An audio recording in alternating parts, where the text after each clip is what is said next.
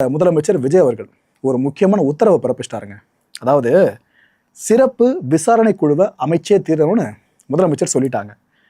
இந்த விசாரணை குழுக்கு என்ன தெரியுமா ஒரு ஆர்டர் இஷ்யூ பண்ணப்பட்டிருக்கு. 24 மணி நேரத்தில் இடைக்கால அறிக்கையை அவங்க தாக்கல் பண்ணியாகணும்.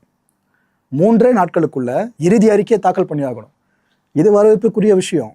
மாத கணக்கில் எடுத்துகிட்டு போகாமல் உடனே எல்லாரும் இன்வெஸ்டிகேட் பண்ணி ரிப்போர்ட்டை கொடுங்கன்றாங்களே, இது வரவேற்புக்குரிய விஷயம். நல்லவேளை சிஎம் அவர்கள் இந்த ஆர்டர் இஷ்யூ பண்ணியிருக்காங்க.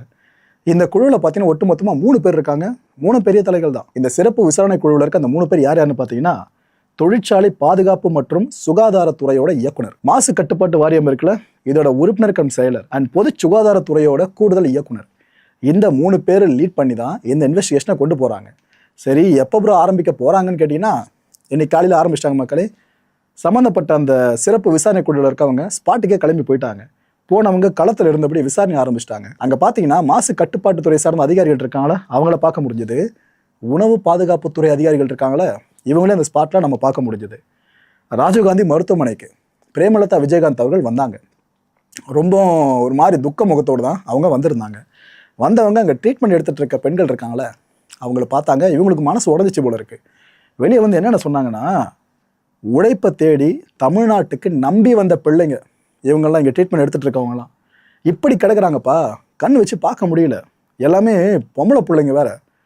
மூக்கில் இருந்தெல்லாம் அவங்களுக்கு ரத்தம் வந்துக்கிட்டு இருக்கு. இது எப்படி நம்ம அங்கே போய் பார்க்க முடியும்? அப்படி இருக்க எனக்கே ஒரு மாதிரி நேரில் பார்த்தது. இவங்களுக்காக கடவுளை நான் பிரார்த்திக்கிறேன், வேற என்ன செய்ய முடியும்னு அவங்க சொல்லியிருக்காங்க. இந்த நேரத்தில் எதிர்கட்சிகள் அவங்களோட அரசியலை கரெக்டாக செய்வாங்களே, அதை சார்ந்த வார்த்தைகளை தொடர்ந்து நம்ம கேட்க தான் முடிஞ்சுக்கிட்டு இருக்கு. ஓகே, அதை விடுங்க. அடுத்ததா இதே ஹாஸ்பிட்டலுக்கு முன்னாள் அமைச்சர் சேகர் பாபு இருக்கார்ல, அவரும் வந்தாருங்க. ரொம்ப நாளைக்கு அப்புறம் செய்தியில் வராருல அவர். சேகர் பாபு அவர்கள் வந்தவர் அங்கே சிகிச்சையில் இருந்தவங்கள பார்த்துருக்காரு. பார்த்துட்டு அவங்களுக்கு ஆறுதல் தெரிவிச்சிருக்காரு. அதுக்கப்புறம் செய்தியாளரை சந்திச்சு என்னென்ன பேசினாருன்னா, அவங்களுக்கான சிகிச்சைகள் இருக்குல்ல, இதை பற்றி நாங்கள் கேட்டு தெரிஞ்சுக்கிட்டோங்க. இது மாதிரி சம்பவங்கள் இனிமேல் தொடராமல் இருக்கணும். உடல்களை சொந்த மாநிலம் கொண்டு செல்றதுக்கு தமிழக அரசு முயற்சி பண்ணணும்னு சொல்லி கேட்டிருந்தாரு. ஏன்னா எல்லாம் இந்த மாநிலத்தில் இருக்கவங்க இல்லை, இறந்தவங்களாம் வட மாநிலங்களை சேர்ந்தவங்க. அது ஒடிஷாவை சேர்ந்தவங்க தான் அதிகப்படியான உயிரிழப்புகள் இருக்கலான்ற மாதிரியும் தகவல் இப்போதைக்கு வெளியாக இருக்க முதற்கட்ட தகவலாக தமிழ்நாடு அரசு இப்போ இடத்துல அறிவிச்சிருக்காங்க. உயிரிழந்தவங்களோட உடல்கள் இருக்குல்ல, இதை அவங்க சொந்த மாநிலங்களுக்கு தமிழ்நாடு அரசோட செலவுலேயே நாங்கள் அனுப்பி வச்சிடுறாங்க அப்படின்னு சொல்லியிருக்காங்க. ஆனால் எதிர்கட்சிகள் ஸ்ட்ராங்காக ஒரு விஷயத்தை முன்வைக்க ஆரம்பிச்சிட்டாங்க. அதைத்தான் எல்லாரும் முன்வைக்கிறோம். உயிரிழந்தவங்க ப்ளஸ் சிகிச்சையில் இருக்கவங்க அவங்களுக்கான நிவாரணத்தை பெரிய அளவுக்கு தமிழ்நாடு அரசு அறிவிச்சா நல்ல விஷயமா இருக்கும்.